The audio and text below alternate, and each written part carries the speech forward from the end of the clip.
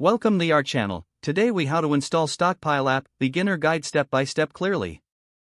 To install the Stockpile app, start by unlocking your mobile device. Open the App Store if you are using an iPhone or the Google Play Store if you are on an Android device. In the search bar, type Stockpile and hit enter. Look for the Stockpile app icon in the search results.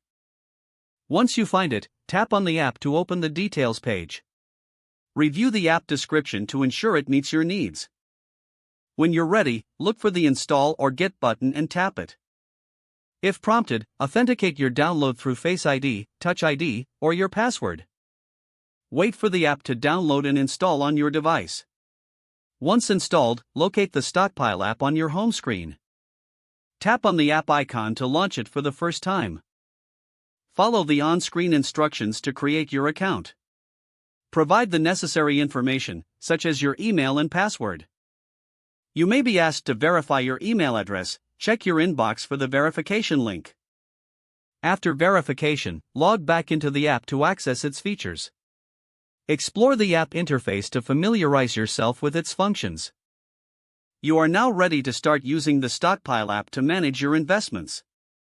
If the page does not load, refresh the browser or try again in a private or incognito window. Make sure you are using the correct email address, then retype it carefully to avoid small typos. If your password is not accepted, use the reset option and create a new strong password you can remember. Check your spam folder for verification or security emails, then complete any requested confirmation steps.